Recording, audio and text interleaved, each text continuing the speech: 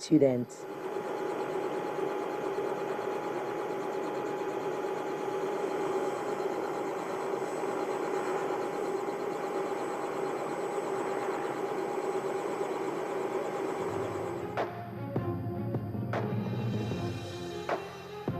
One after the other, the machines roar into the air, and within seconds, the sky is our home.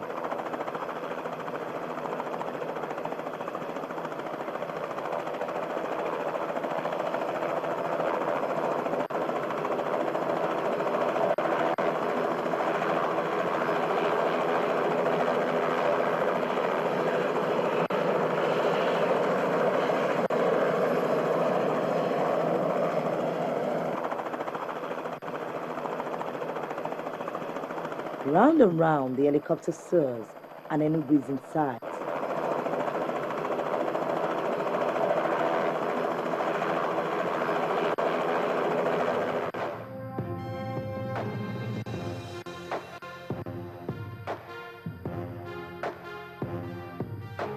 The trainee is in charge, except for the minimal nudgings from the instructor. Enugu 5 Alpha Juliet is ready for taxi. 5 Alpha Juliet, taxi 26.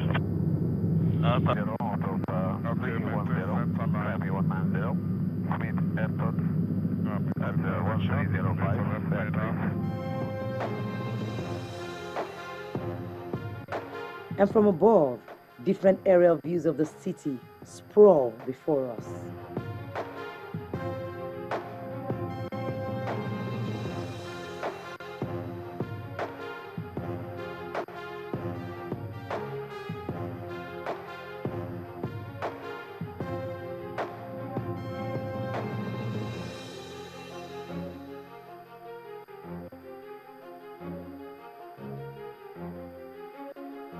The rotorcraft settles, and it's time to disembark.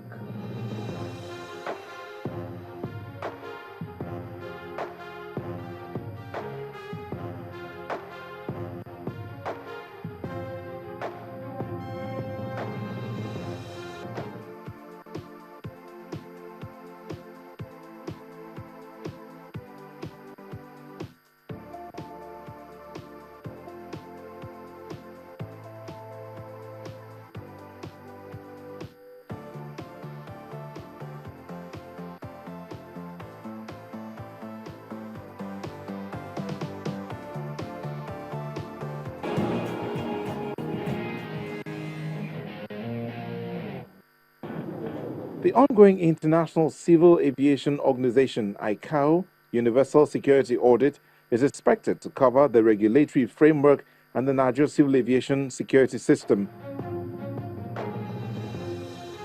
The training of aviation security personnel, quality control functions, airport operations, aircraft and in-flight security, passenger and baggage security, cargo, catering and mail security, response to acts of unlawful interference, and security aspects of facilitation. Nigeria's aviation regulator, the NCAA, says the objective of the audit is to determine a state's capability for security oversight by assessing the implementation of the critical element of a security oversight system. ICAO will similarly determine the sustainability and effectiveness of the state's implementation of a security system through the establishment of legislation, programs, regulations, and security authority with control and enforcement capacity. You will recall that in 2008, Nigeria went through a similar audit and performed impressively. A four-man team from ICAO, which has Karen Zodoyan, Stephen New, Nuno Miguel Silva Ferreira Fortes, and Wendy Mueller, will conduct the audit till the 9th of June. Many of you, I'm sure that we will be seeing you during the audit process, and we thank you for your expertise in aviation security. We thank you for your passion for aviation security, and we look forward to a very successful time, a fruitful time here during the audit process. The NCAA, which is responsible for the development, implementation, and maintenance of the National Civil Aviation Regulations, will be at the forefront of the audit. After the exercise, recommendations will be provided for Nigeria to improve her security systems and oversight capabilities.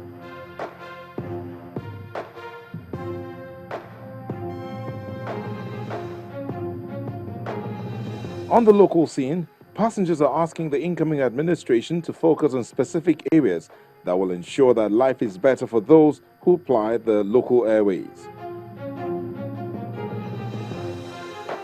Principal parties in the sector have also added their voices, insisting that if things are done right, the aviation industry can add value to the nation's GDP. The Nigerian carriers are not making money today. One of the main reasons that we keep on crying about as chairman of AVN, which we have said many times, is the policy of the government. Our BASA agreement have been thrown to anybody to work in and work in our country.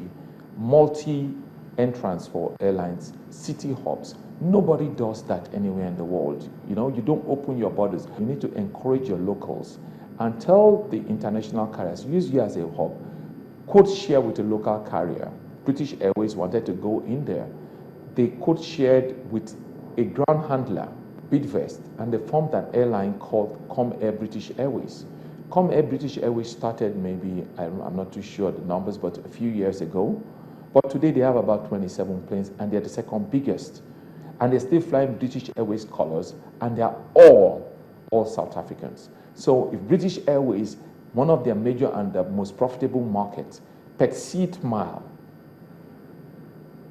is Nigeria, can invest in the same thing and use Nigeria as a hub to distribute to sub-Saharan Africa. The autonomy of Nigerian civil aviation authority should not be compromised. That is what is attained in the world today. And Nigerian government should give the NCA that power of autonomy. That will make the standard of compromise to zero. As the new administration hits the ground running, the expectations from both passengers and industry actors are high, as everyone believes change will be evident in every industry.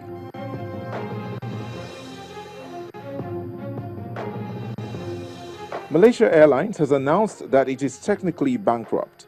That's according to the new chief executive, Christoph Müller. The airline's new boss also added that the restructuring program will cut about 6,000 jobs. The airline is said to be operationally normal with no flights currently affected. In March last year, Malaysia Airlines flight MH370 disappeared with 239 passengers and crew on board. The plane is still missing.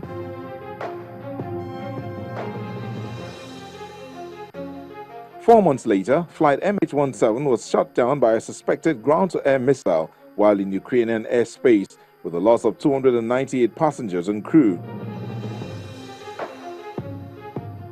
The two disasters proved to be the final straw for the already struggling business, which had reported losses for several years as a result of strong regional competition.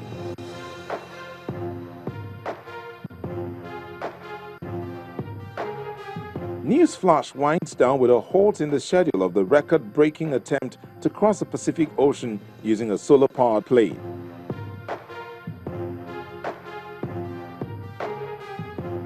Poor weather conditions are forcing the Solar Impulse craft to head back to Japan to land.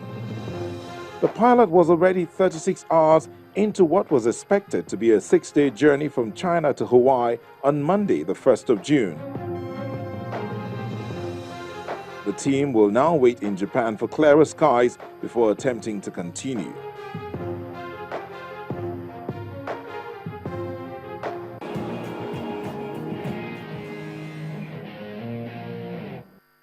Hope you enjoyed our package on this edition. Please remember that our feedback platforms are open for your comments and suggestions.